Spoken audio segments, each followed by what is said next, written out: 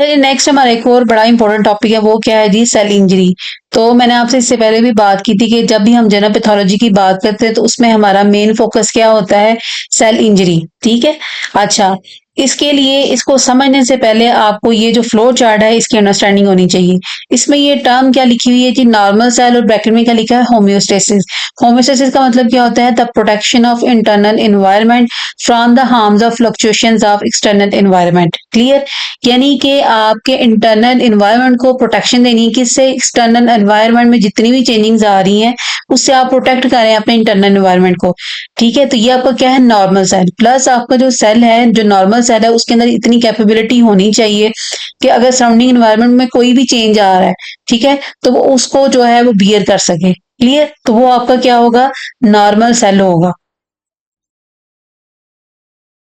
अब normal cell के अंदर सबसे पहले आप ये चीज देखें कि आप अगर उस सेल को क्या देते हैं? स्ट्रेस देते हैं। ठीक है, तो सबसे पहले आपका सेल जो है वो अडेप्टेशन के अंडर जाएगा। ठीक है, खुद को उस इन्वायरमेंट के मुताबिक अडेप्ट करने की कोशिश करेगा। ठीक है। अच्छा, यहाँ पे दूसरी सिचुएशन हो सकती है कि जो आपका सेल है उसको अडेप्टेशन का टाइम ही नहीं मिला। ठीक है, यानी कि उसको इतनी स्ट्रांग आपने स्टिमुलस दी। इंजुरियस स्टिमुलस क्या होती है? जो आपकी क्या होती है? डेंजरस स्टिमुलस होती है, स्ट्रांग स्टिमुलस होता है। आपकी बॉडी को वो मिला जिसकी वजह से उसके पास इतना टाइम नहीं था कि वो अडेप्ट कर सके, और वो फौरन से किसकी तरफ जाएगा? सेल इंजरी की तरफ। ठीक है, यहाँ पर सेकंड सिनेरियो हो सकता है कि उसमें क्या थी? Inability to adapt. ठीक है, कि वो अडेप्ट ही नहीं था कर सकता। तो ये दोनों जो सिचुएशंस हैं, या तो इंजरियस स्टिमुलाई या फिर इनएबिलिटी टू अडेप्ट, ये अल्टीमेटली आपको किसकी तरफ लेके जाएगी? सेल इंजरी की तरफ।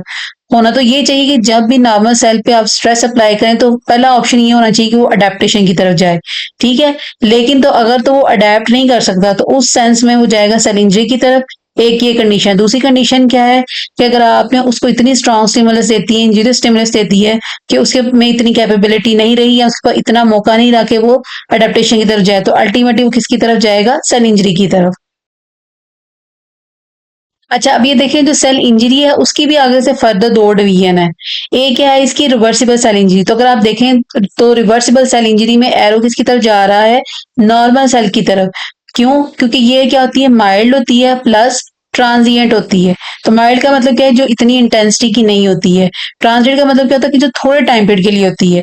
तो आप किसकी तरफ जा सकते हैं? रिवर्सिबल इंजरी आपको नॉर्मल सेल की तरफ लेके जा सकती है।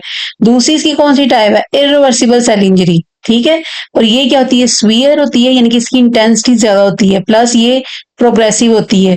प्रोग्रेसिव कौन सी चीज होती है? जो आगे बढ़ती रहती है। ठीक है, जो आगे स्प्रेड करती रहती है, जो थोड़ा टाइम पीरियड के लिए नहीं है। इसीलिए आप इसे क्या कहते हैं? Irreversible cell injury. और इरिवर्सिबल सेल इंजरी में मोस्टली आप किसकी तरफ जाते हैं? आप सेल डेथ की तरफ जाते हैं। क्लियर? तो ये ओवरऑल आपका फ्लो चार्ट है कि जब भी आपकी बॉडी को या तो स्ट्रेस मिले, ठीक है, या फिर आप उसको इंजरी स्टिमुलाइज दें, ठीक है, तो दोनों कंडीशंस में जो आपके सेल्स हैं वो कौन कौन सी फेज से गुजरते हैं। अच्छा, ये जो जो फ्लो चार्ट है इसको समझाने के लिए मैं आपको एक एग्जांपल देती हूँ। ठीक है, अब आप यूं समझिए कि एक पर्सन है, वो क्या है? हाइपरटेंशन की स्टेज पे है। ठीक है, आप यूं समझिए उसमें क्या हाइपरटेंशन का मतलब क्या है? हाई उसका ब्लड प्रेशर है। तो जब आपका ब्लड प्रेशर हाई होता है तो जो आपका हार्ट है वो उसका मतलब उसको अब ज्यादा काम करना पड़ेगा। तो जो उसकी वाल्स होती हैं हार्ट की वो क्या रहती है? थोड़ी सी थिक हो जाती हैं। ठीक है, तो लेकिन ये देखें अब आपका जो ये जो आपका जो हार्ट है वो क्या है? नॉर्मल फिजियोलॉजिकल प्रोसेस से गुजर है। ठीक है, लेकिन क्योंकि उस पे आपने स्ट्रेस बढ़ाया, उसका काम बढ़ा, तो जिसकी वजह से उसने जो अपने वेंट्रिकल्स हैं, उनकी जो वाल्व है उसको थिक कर दिया। तो अब ये क्या है? आपका जो हार्ट है वो किसकी तरफ गया है? अडेप्टेशन की तरफ गया है। क्लियर? अब इसी पर्सन को आप ले जाएं कि वो क्या है? उसको चेस्ट पेन हो रही है। ठीक है, जिसे आप एंजाइना भी कहते हैं। अब क्या होगा कि अगर आप उस पर्सन को कहते हैं कि जी आप थोड़ी सी जो है वो हल्की सी वॉक करनी स्टार्ट करें, जितनी भी आपकी जो है जो जंक फूड है उसे आप जो है क्विट करें। ठीक है, तो आप किसकी तरफ जा रहे हैं? आप फिर रिवर्सिबल सेल इंजरी की तरफ जाएंगे। ठीक है, अब आपका जो हार्ट है वो अब आप अडेप्टेशन की तरफ नहीं जाएगा, वो किसकी तरफ जा रहा है? जब आपको चेस्ट पेन है तब वो इंजरी की तरफ जा रहा है। लेकिन अभी भी वो क्या है? रिवर्सिबल स्टेज में है। क्यों? क्योंकि आप उसे कह रहे हैं कि तुम रेस्ट करो या फिर तुम जंक फूड जो है उसे अवॉइड करो। तो आप अपनी इस इंजरी को आप रिवर्स कर सकते हैं। लेकिन अगर यही पर्सन जो है अगर वो हार्ट फेलियर की तरफ जाता है, ठीक है, तो अब इस स्टेज में आपकी जो इंजरी है वो क्या है, इरिवर्सिबल। अब आप किसकी तरफ जाएंगे, डेथ की तरफ जाएंगे। तो पहली स्टेज क्या थी, हाइपरटेंशन, आप किसकी तरफ गए, अडेप्टेबिलिटी की तरफ। सेकंड इसमें फेज क्या थी, चेस्ट पेन, आप किसकी तरफ गए, रिवर्सिबल इंजरी की तरफ। थर्ड इसमें फेज क्या थी, हार्ट फेलियर। अल्टीमेटली आप किसकी तरफ गए, आप इरिवर्सिबल सेल इंजरी की तरफ गए। अगर हम बात करें काजेज ऑफ सेल इंजरी की, ठीक है, तो उसमें सबसे पहला आपका काज क्या है जी, हाइपोक्सिया। तो हाइपोक्सिया क्या होता है, ऑक्सीजन की डेफिशिएंसी, उसे क्या कहते हैं, हाइपोक्सिया, या फिर ऑक्सीजन की डेप्रीवेशन। तो डेप्रीवेशन डेफिशिएंसी एक ही बात है, ठीक है। तो ये क्या है, कॉमन काज किसका, सेल इंजरी का और डेथ का। अच्छा, अब ये है कि ये तो वैसे ओवरऑल एटियोलॉजी होगी ना आपकी, किसकी, सेल इंजरी की, ठीक है। तो जब मैं आपसे कहूं कि जी काजेज ऑफ सेल इंजरी या फिर एटियोलॉजी ऑफ सेल इंजरी, तो एक ही बात है। तो उसमें पहला काज हम क्या पढ़े हैं, हाइपोक्सिया। अगर हम देखें कि जी हाइपोक्सिया क्या क्यों होता है, ठीक है, उसकी क्या रीजन है, तो ये चार बेसिक पॉइंट्स हैं जिसकी वजह से आप हाइपोक्सिया में जा सकते हैं। पहला इसमें क्या है जी, स्कीमिया। तो स्कीमिया क्या होता है कि आपकी जो ब्लड सप्लाई है वो क्या रहती है, कम हो जाती है। क्यों, आपकी जो आर्टियल ब्लड फ्लो है उसके अंदर क्या रहती है, ऑक्लूजन आ जाती है या फिर ऑब्स्ट्रक्शन आ जाती है, ठीक है। ये दोनों ऑक्लूजन ऑब्स्ट्रक्शन एक ही बात है, ठीक है। तो आप यूं समझे कि जैसे कोई अगर डोर है वो ओपन है, तो उसमें से सारा का सारा आपका जो ब्लड है वो पास आउट हो रहा है। लेकिन अगर उसी डोर के अंदर, ठीक है, आधा डोर बंद है, आधा आधा डोर जो है वो आपका क्या है, खुला है, तो क्या उतनी अमाउंट में ब्लड जाएगा, तो ऐसा है कि वो उतनी अमाउंट में ब्लड नहीं जाएगा। तो सेम इसी तरह इधर बात ये है कि जब भी कोई ऑब्स्ट्रक्शन आती है तो ब्लड की जो अमाउंट है वो कम है। तो जब ब्लड की अमाउंट की जगह कम है तो डेफिनेटली वहां पे ऑक्सीजन कम है, और आप किसकी तरफ जाएंगे, आप हाइपोक्सिया की तरफ जाएंगे। अच्छा, सेकंड पॉइंट इसके अंदर क्या है कि जी decreased oxygenation of the blood due to respiratory disease. अब आप इसमें एग्जांपल ले लें निमोनिया की। तो निमोनिया में क्या होता है कि आपके पास ऑक्सीजन की जो सप्लाई है वो क्या रहती है, कम हो जाती है। तो अगर ऑक्सीजन की सप्लाई कम है तो इसका मतलब क्या है कि आप किसकी तरफ जा रहे हैं, आप हाइपोक्सिया की तरफ जा रहे हैं। क्लियर। तो दो पॉइंट हो गए, स्कीमिया भी आपको जो है वो किसकी तरफ लेके जा रहा है, हाइपोक्सिया की तरफ। और जो डिक्रीज्ड ऑक्सीजनेशन ऑफ ब्लड है, ठीक है, जब आपके ब्लड में ऑक्सीजन जो है वो क्या हो रही है, वो कम जा रही है, तो इस सेंस में भी आप किसकी तरफ जाएंगे, आप हाइपोक्सिया की तरफ जाएंगे। तो ये वाला पॉइंट किसकी तरफ लेके जा रहा है आपको, हाइपोक्सिया की तरफ। और इसमें एग्जाम्पल हम किसकी देख रहे हैं, नमूनिया की। अच्छा, अब हम थर्ड पॉइंट की बात करें, इसमें क्या है, ये decreased oxygen carrying capacity of the blood, ठीक है, as in the case of anaemia plus carbon monoxide poisoning. तो अनीमिया क्या है, इसमें जो नंबर ऑफ आरबीसीज हैं वो क्या रहते हैं, कम। तो जब आपको पता है कि जो आरबीसीज हैं वो क्या करते हैं, ऑक्सीजन को कैरी करते हैं। तो इट मीन्स अगर नंबर ऑफ आरबीसीज कम हो रहे हैं तो ऑक्सीजन की जो है वो भी क्या हो रही है, डेफिशिएंसी हो रही है। तो अगेन आप क्या करेंगे, आप इस पॉइंट को लिंक करेंगे किसके साथ, हाइपोक्सिया के साथ। क्लियर। सेकंड इसमें क्या चीज है, कार्बन मोनोऑक्साइड पॉइजनिंग। तो जो कार्बन मोनोऑक्साइड है, ठीक है, that is very harmful gas. तो होता क्या है, आप यूं समझे कि ये आपके पास क्या थी, हीमोग्लोबिन। हीमोग्लोबिन क्या होती है, आपकी प्रोटीन होती है, इसकी क्या होती है, ये बाइंडिंग साइड, ठीक है। ये इसकी क्या है, बाइंडिंग साइड। और यहाँ पे किसने आगे बाइंड करना है, आपकी ऑक्सीजन ने, ठीक है। अब आप यूं समझें कि जो कार्बन मोनोऑक्साइड है वो क्या करता है, वो ऑक्सीजन को बाइंड नहीं होने देता, वो खुद इसके साथ आके बाइंड होता है, ठीक है। इसका मतलब कि अब आपकी जो ऑक्सीजन है उसके पास तो कोई बाइंडिंग साइड नहीं है। तो इसका मतलब ऑक्सीजन की क्या हो रही है, डेफिशिएंसी हो रही है। क्यों, क्योंकि अब वहां पे कार्बन मोनोऑक्साइड जाके बाइंड कर रही है। तो जितना ज्यादा आपको एक्सपोजर मिलेगा कार्बन मोनोऑक्साइड से, तो अल्टीमेटली आपके पास किसकी डेफिशिएंसी हो रही है, ऑक्सीजन की। और आप किसकी तरफ जा रहे हैं, आप हाइपोक्सिया की तरफ जा रहे हैं। क्लियर। अच्छा, लास्ट हम रीजन देखते हैं कि हाइपोक्सिया की रीजन क्या हो सकती है। वो क्या है जी, डिक्रीज टिश्यू परफ्यूजन, ठीक है। और ये डिक्रीज टिश्यू परफ्यूजन कौन कौन से केस में हो सकती है, हाइपोटेंशन जिसे आप कहते हैं, डिक्रीज ब्लड प्रेशर, शॉक की स्टेज हो सकती है, ठीक है, या फिर कार्डियक फेलियर हो सकता है। अब पहले तो आपको परफ्यूम का कंसेप्ट होना चाहिए। तो जब भी किसी भी जगह पे परफ्यूम का वर्ड मेंशन होता है, इट मीन्स कि वहां पे जो आपकी ब्लड सप्लाई है वो क्या होनी चाहिए, वहां पे आपका ब्लड की सप्लाई होनी चाहिए। तो ये उसको परफ्यूम को शो करता है। अब हम कहते हैं कि जी ये आर्गन जो है ये क्या हाईली परफ्यूज्ड आर्गन है, ठीक है, इट मीन वहां पे ब्लड सप्लाई जो है वो ज्यादा है। जब हम कहते हैं कि ये जो बॉडी का एरिया ये लेस परफ्यूज्ड है, इट मीन्स वहां पे जो ब्लड की सप्लाई है वो क्या है, कम है। ठीक है, जैसे आपका हार्ट है, लिवर है, किडनी, ये क्या है, हाईली परफ्यूज्ड ऑर्गन्स है। यहाँ पे आपकी क्या है, ब्लड की सप्लाई अच्छी है, ज्यादा है। लेकिन अगर आप इसके कंपैरिजन में ले लें अपनी बोन्स को, ठीक है, यहाँ पे फैटी टिश्यू को, वहां पे क्या है, ब्लड सप्लाई कम है। तो जब भी किसी भी साइड पे ब्लड सप्लाई ज्यादा होती है, इट मीन्स वहां पे ऑक्सीजन ज्यादा है। ठीक है, लेकिन हमने बात की कि ये तीनों कंडीशन ऐसी हैं जिसमें आपके जो टिश्यू हैं वो क्या रहते हैं, उनकी परफियन कम हो जाती है। तो जब टिश्यू परफियन कम है तो अल्टीमेटली आप किसकी तरफ जाएंगे, हाइपोक्सिया की तरफ। क्लियर, क्योंकि वहां पे आपकी क्या है, ऑक्सीजन कम हो रही है। तो ये तो चारों पॉइंट हैं, ये किसके साथ रिलेट करेंगे, एट दी एंड वो हाइपोक्सिया के साथ रिलेट करेंगे।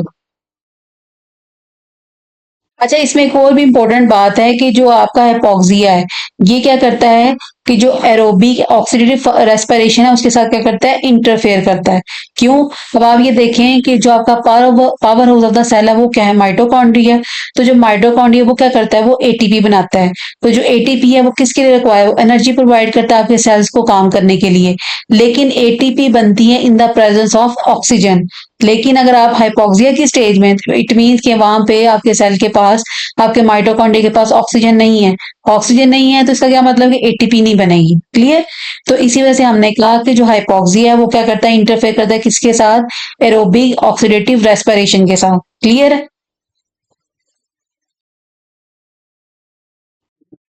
अच्छा, अब ये जो नीचे जो पैराग्राफ लिखा हुआ है इसमें ओवरऑल जो है वो यही बातें मेंशन है। एक एरोबिक ऑक्सीडेटिव रेस्पिरेशन की बात थी। दूसरा इसमें क्या है, हम पहले भी पढ़ चुके हैं कि जो आपका कार्बन मोनोऑक्साइड है वो क्या करता है, हीमोग्लोबिन के साथ कॉम्प्लेक्स बना देता है, जिसकी वजह से जो ऑक्सीजन है उसकी जो बाइंडिंग कैपेसिटी वो क्या रहती है, वो बाइंड नहीं कर पाता है। ठीक है, तो ऑक्सीजन की डेफिशिएंसी रहती है और आप किसकी तरफ जाते हैं, हाइपोक्सिया की तरफ। इसी तरह ऊपर मेंशन थी आपकी किसकी, सेल इंजरी की। ठीक है, टाइप्स हैं, रिवर्सिबल सेल इंजरी है और आपकी कौन सी है, इरिवर्सिबल सेल इंजरी है। क्लियर। ठीक है, तो अगेन इसमें भी वही बात है कि आपका जितना भी डैमेज होता है, ठीक है, अगर आप उसे रिमूव कर दें तो आपकी जो चेंजेस है वो क्या हो सकती हैं, रिवर्सिबल हो सकती हैं। लेकिन आपका जो इरिवर्सिबल सेल इंजरी है उसमें क्या है, आप ऑटोमेटिक किसकी तरफ जाते हैं, सेल डेथ की तरफ जाते हैं, क्योंकि इसमें जो आपका सेल है, it can not be recovered. Clear. तो पहली कंडीशन क्या होनी चाहिए कि आप किसकी तरफ जाएं, आप अडेप्टेशन की तरफ जाएं। ठीक है, अगर अडेप्टेशन की तरफ नहीं जाते तो फिर आप किसी तरफ जाते हैं, आप सेल इंजरी की तरफ जाते हैं। और सेल इंजरी में फिर आगे आपकी क्या टाइप्स हैं, रिवर्सिबल और इरिवर्सिबल। ये अगेन डिपेंड करता है कि किस लेवल का आपको एक्सपोजर हुआ। ठीक है, तो उस सेंस में या तो आप रिवर्सिबल सेल इंजरी की तरफ जाएंगे या फिर आप इरिवर्सिबल सेल इंजरी की तरफ जाएंगे। चलिए, लास्ट टाइम हमने ये जो फर्स्ट काज है आपका, वो क्या किया कर लिया था, डिस्कस कर लिया था, हाइपोक्सिया वाला। अब बाकी आज हमने दूसरे जो काजेज हैं सेलिंजी के, वो डिस्कस करने हैं। सेकंड ऐसा काज क्या है आपका, फिजिकल एजेंट्स। तो अब हम फिजिकल एजेंट्स को देख लेते हैं कि वो कैसे सेलिंजी काज करते हैं। ये लास्ट टाइम हम सब कुछ डिस्कस कर चुके थे। अच्छा, ये जो दोनों आपकी डायग्राम्स हैं ये किसको शो करती हैं, आपकी स्कीमिया को। ठीक है, उसमें आप यहाँ आपकी हाइपोक्सिक कंडीशन को। तो अल्टीमेटली आप किसकी तरफ जाते हैं, सेल इंजरी की तरफ। नेक्स्ट आपका काज क्या है, फिजिकल एजेंट्स।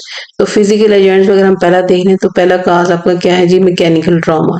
तो अगर कोई पर्सन है उसको कोई कट लग गया है, ठीक है, यहाँ पे क्या हुआ है कि कोई गन शॉट से उसका एक्सपोजर हुआ है। तो अब ये डिपेंड करता है कि एक्सपोजर किस लेवल का है।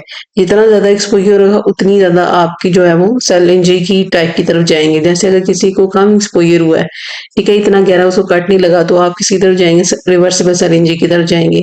इसी तरह अगर किसी को कोई गन शॉट अगर हुई है, ठीक है, तो उसको इतना ज्यादा एक्सपोजर नहीं हुआ तो आप किसी तरफ जाएंगे, रिवर्सिबल सेल इंजरी की तरफ जाएंगे। लेकिन अगर आपको जो नाइफ का जो कट है वो डीप लगा है तो फिर आप इसकी तरफ जाएंगे, फिर आप इरिवर्सिबल सेल इंजरी की तरफ जाएंगे। इसी तरह अगर जो गन शॉट है अगर उसका एक्सपोजर आपका ज्यादा हुआ है तो आप किसी तरफ जाएंगे, आप इरिवर्सिबल सेल इंजरी की तरफ जाएंगे। इसी तरह थर्मल इंजरी में आपका क्या रहता है, बर्न्स एंड कोल्ड, यानी कि एक्सट्रीम टेम्परेचर और कम टेम्परेचर, ये दोनों जो है वो क्या करते हैं, इंजरी काज करते हैं। तो इसमें जो मेन फैक्टर वो आपका क्या है, टेम्परेचर। ठीक है, उसके बाद आगे क्या रहती है आपकी, रेडिएशंस। इसलिए अगर हम रेडिएशंस की बात करें तो उसमें हमारी क्या रहती है, X rays, gamma rays, UV rays, IR rays, infrared जो आपकी रेज होती है। तो ये सारी रेज आपकी क्या है, ये हार्मफुल इफेक्ट प्रोड्यूस करती हैं आपकी बॉडी के ऊपर। ठीक है, तो अगेन ये डिपेंड करता है इस बात पे कि आपको कितना ज्यादा एक्सपोजर हुआ है। जैसे अगर कोई पर्सन है वो लैब में काम कर रहा है, ठीक है, तो उसने अंडर द यूवी लाइट अपना सैंपल ऑब्जर्व करना है। तो जो यूवी लाइट है वो क्या होती है, कार्सिनोजेनिक। तो आप क्या करते हैं, जितना ज्यादा आपको एक्सपोजर है इसका मतलब आप कैंसर की तरफ आप जा रहे हैं। ठीक है, इसी तरह जो आपका सन है वो क्या है, उसका आपको एक्सपोजर किसका होता है, यूवी रेज का। अगेन ये जो यूवी रेज है ये क्या करती है, सेल इंजरी काज करती हैं। इसी तरह अगर आता है जी इलेक्ट्रिकल शॉक। ठीक है, तो जो इलेक्ट्रिक शॉक होता है ये भी क्या करता है, बाल दफा स्किन को बर्न कर देता है। तो जब भी स्किन बर्न होती है तो आप किसी तरफ जाते हैं, आप इंजरी की तरफ जाते हैं। अभी देखिए आप इस डायग्राम में ये देख सकते हैं। ठीक है, तो इसमें ये जो आपका पूरा जो हाथ है ये किसकी तरफ जा रहा है, यहाँ पे इंजरी हो रही है। ठीक है, तो इन फिजिकल एजेंट्स में से कोई भी एक्स वाई जी फैक्टर हो सकता है जिसकी वजह से आप किसकी तरफ जाएंगे, आप सेल इंजरी की तरफ जाएंगे। इसी तरह नेक्स्ट इसका कहा जाता है sudden changes in the atmospheric pressure. अच्छा, ये बड़ा इंपॉर्टेंट पॉइंट है। आप ये देखें, आप इसकी मिसाल इस तरह समझिए कि जैसे कोई पर्सन है, ठीक है, तो वो समुद्र की गहराई में जाता है, डीप डाइविंग वो करता है। तो जितना आप गहराई में जाते जाते उतना क्या होता है कि प्रेशर जो है वो वहां पे इंक्रीज होता जाता है, क्योंकि वहां पे सारी क्या है, समुद्र की गहराई में क्या है, गैसेज आपकी।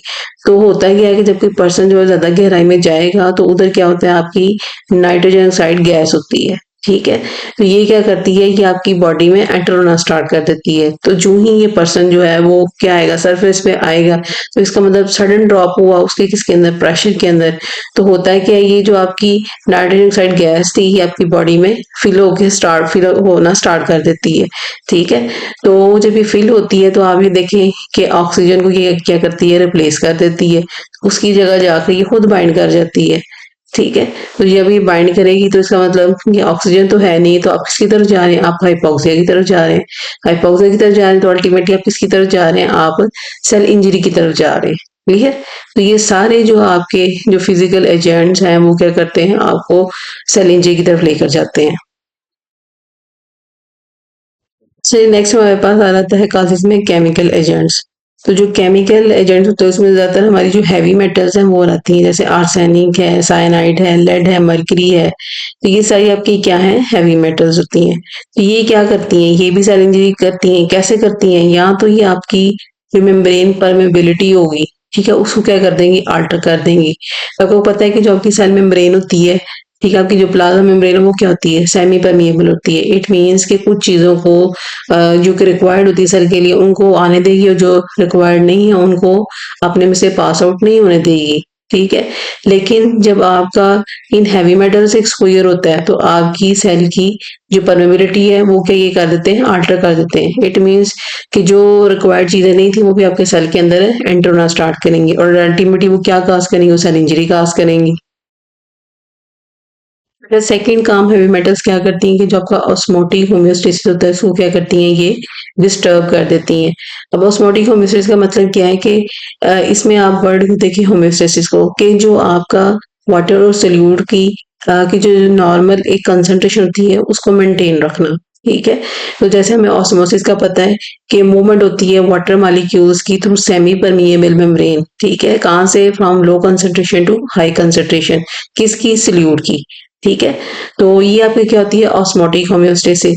अब इसका पर्पस क्या है कि जो आपका वाटर का और सोल्यूट का जो बैलेंस है उसको बेसिकली ये मेंटेन रखती है। ठीक है, तो अगर कोई सेल है उसमें अगर ये बैलेंस डिस्टर्ब होगा, ठीक है, due to the exposure of आपकी हैवी मेटल्स, तो उससे क्या होगा कि या तो आपका जो सेल है वो श्रिंक हो जाएगा, या फिर आपका जो सेल है वो स्वेल कर जाएगा। तो जो नॉर्मल सेल है उसके लिए श्रिंक होना भी हमारे लिए बेनिफिशियल नहीं है, इसी तरह स्वेल होना भी हमारे लिए बेनिफिशियल नहीं है। तो अल्टीमेटली आप किसकी तरफ जाएंगे, आप या तो आपका सेल श्रिंक हो रहा है या फिर आपका सेल स्वेल हो रहा है। तो दोनों कंडीशन में आप सेल इंजरी की तरफ जाएंगे। अच्छा, तो इसी वजह से ये कहा गया है कि ये जो सारे आपकी हैवी मेटल्स हैं अल्टीमेटली आपको किसकी तरफ लेके जाती हैं, ठीक है, दे कल्मिनेट इन डेथ। ठीक है, तो कल्मिनेट का मतलब क्या है, एंडिंग पॉइंट आपका क्या है, डेथ की तरफ है। ठीक है, उसके बाद आपके क्या रहते हैं, एनवायरमेंटल एंड एयर पोल्यूटेंट्स, ये भी क्या है, केमिकल एजेंट्स का पार्ट है। तो ये भी आपको क्या करेंगे, सेल इंजरी की तरफ लेके जाएंगे। इसी तरह स्ट्रॉन्ग एसिड और बेसिस लैब में जो हमारे हैं, ठीक है। जैसे आप देखें HCl है, स्ट्रॉन्ग एसिड है, इसी तरह सोडियम हाइड्रोक्साइड क्या है, स्ट्रॉन्ग बेस है। तो इनमें से किसी केमिकल से आपको एक्सपोजर होता है तो आप अल्टीमेटली इसकी तरफ जाते हैं, आप सेल इंजरी की तरफ जाते हैं।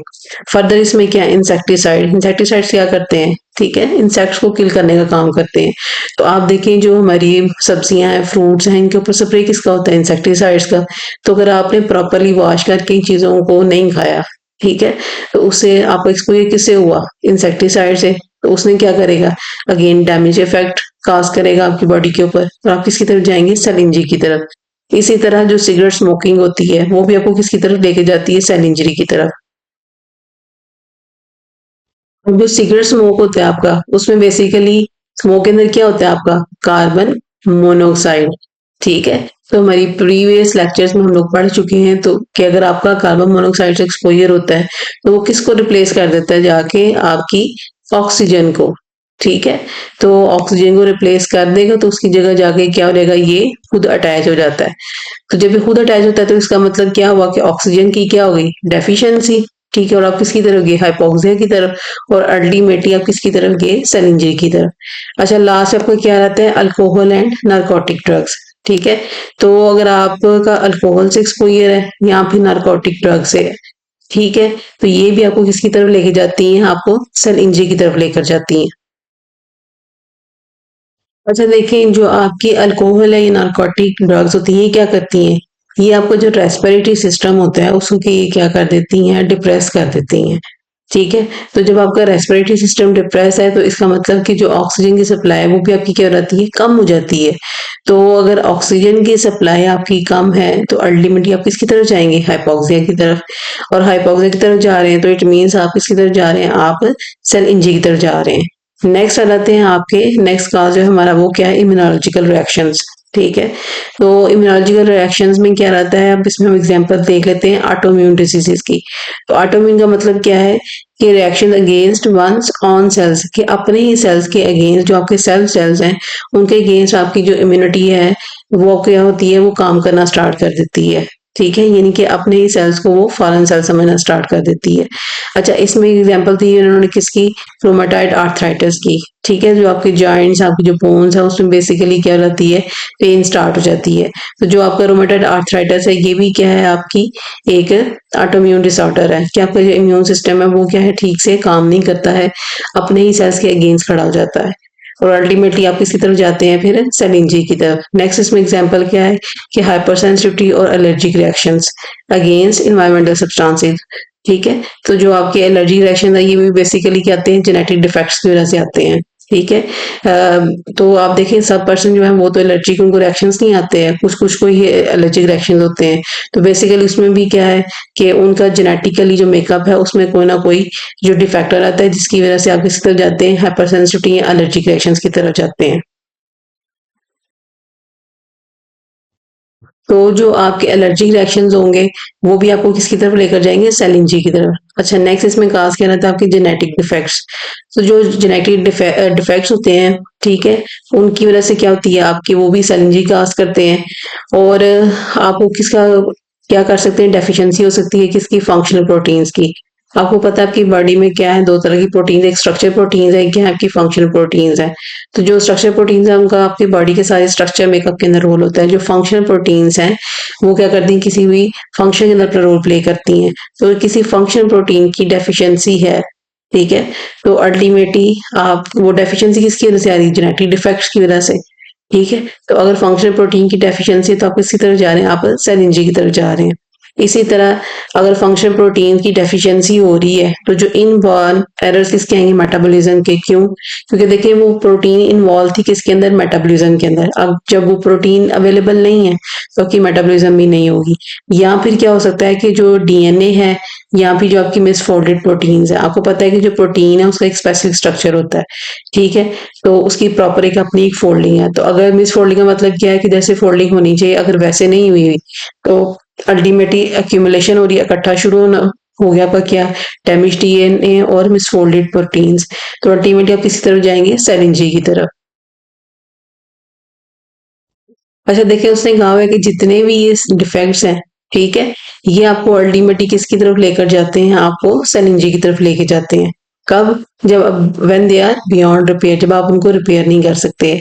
इसी तरह नेक्स्ट क्लास आपका क्या रहता है? इन्फेक्शियस और माइक्रोबायोलॉजिकल एजेंट्स। तो इसमें आपके सारे बैक्टीरिया, वायरस, फंजाई, पैरासिट सारे आ जाते हैं। तो अगर इनमें से किसी भी फॉरेन सब्सटेंस का आपको एक्सपोजर होता है तो अल्टीमेट ये क्या करते हैं, या तो ये इंटरफेयर करते हैं प्रोटीन सिंथेसिस के साथ, ठीक है। तो जो आपको रिक्वायर्ड प्रोटीन थी अगर वो सिंथेसाइज ही नहीं हो रही तो इट मीन उससे रिलेटेड जो फंक्शन था वो भी परफॉर्म नहीं होगा, ठीक है। या फिर ये क्या करते हैं, यूटिलाइजेशन ऑफ जो ऑक्सीजन है, ठीक है, उसमें इंटरफेयर करते हैं। तो जहाँ पे अगर यूटिलाइजेशन प्रॉपर यूज नहीं हो रहा ऑक्सीजन का, सप्लाई नहीं हो रही ऑक्सीजन की, तो वहां पे आप किसी तरफ जा रहे हैं? हाइपोक्सिया की तरफ। हाइपोक्सिया की तरफ जाने का मतलब क्या है कि अल्टीमेटली आप किसकी तरफ जा रहे हैं? आप सेल इंजरी की तरफ जा रहे हैं। ये जो हमने बात की थी कि कुछ क्या होती है आपकी फंक्शन प्रोटीन्स, कुछ आपकी क्या है स्ट्रक्चर प्रोटीन। जो स्ट्रक्चर प्रोटीन्स आपकी उसमें आप कह लें कि जैसे आपका कोलेजन आ जाता है, ठीक है, केराटिन, ये आपकी क्या है? स्ट्रक्चर प्रोटीन्स है। लेकिन अगर हम बात करें इंसुलिन की, डीएनए पॉलीमरेज की, ठीक है, तो ये आपकी सारी क्या है? आपकी फंक्शन प्रोटीन्स है, ठीक है। अच्छा, नेक्स्ट हमारा जो कहा जाता है वो क्या रहते हैं? न्यूट्रिशनल इम्बैलेंसेस आ जाते हैं, ठीक है। तो उसमें पहला क्या है कि अगर आप कोई ऐसी डाइट ले रहे हैं, ठीक है, जिसमें क्या है जो कि इनरिच्ड है विद एनिमल फैट, तो वो उसमें आप किसकी तरफ जाएंगे? एथेरोस्क्लेरोसिस की तरफ, जिसमें क्या होता है कि डेपोजिशन हो जाती है किसकी? फैट की, आपके या कोलेस्ट्रॉल की, ठीक है, आपके ब्लड वेसल के अंदर। तो ऑटोमेटिकली जब वहां पे डेपोजिशन हो रही है तो इसका मतलब जितना ब्लड जाना चाहिए उतना ब्लड नहीं जाएगा। जैसे यहाँ पे अगर हम देख लें तो अगर यहाँ पे अगर डेपोजिशन हुई हुई है, ठीक है, तो अब ब्लड के पास जाने के पास सिर्फ इतना सा रास्ता है, ठीक है। तो इसका मतलब ब्लड सप्लाई कम है तो क्या कम है आपके पास? ऑक्सीजन कम जा रही है। ऑक्सीजन कम जा रही है तो आप किसकी तरफ जा रहे हैं? आप हाइपोक्सिया की तरफ जा रहे हैं, ठीक है। अच्छा, इसी तरह आप देखें कि आप किसका शिकार होते हैं? वल्नरेबिलिटी मतलब होता है कि शिकार हो जाना, ठीक है। क्या किसका? कैंसर का। क्यों? क्योंकि जब हम मीट को हाई टेम्परेचर पे कुक करते हैं तो कुछ उससे ऐसे सब्सटेंसेस रिलीज होते हैं जो कि क्या करते हैं, जो कि कैंसर काजिंग होते हैं। अच्छा जी, इसी तरह जो ओबेसिटी होती है वो भी क्या करती है? वो भी आपकी डिजीज का काज बनती है। जैसे इसमें क्या मेंशन, डायबिटीज, ठीक है। तो क्योंकि आपका जो डायबिटीज होती है उसमें ऑलरेडी शुगर का लेवल ज्यादा होता है, तो अगर कोई पर्सन obese है तो उसमें डेफिनेट बात है कि शुगर का लेवल आपका क्या होगा? ज्यादा ही होगा, ठीक है। एक तो ये चीज हो गई कि आप डायबिटीज की तरफ जा रहे हैं। सेकंड ये भी होता है कि जो obese पर्सन होते हैं उसके अंदर एस्ट्रोजन का जो लेवल है वो भी क्या होता है? ज्यादा हो जाता है, ठीक है। तो जब एस्ट्रोजन का लेवल बहुत ज्यादा हो जाएगा तो आपका जो सेल है उसको सिग्नल नहीं जाएगा कि वो डिवाइड होना स्टॉप करे। तो इसका मतलब ये हुआ कि अनकंट्रोल्ड सेल डिवीजन होगी। तो जब अनकंट्रोल्ड सेल डिवीजन होगी तो आप किसकी तरफ जाएंगे? आप कैंसर की तरफ चले जाएंगे। क्लियर?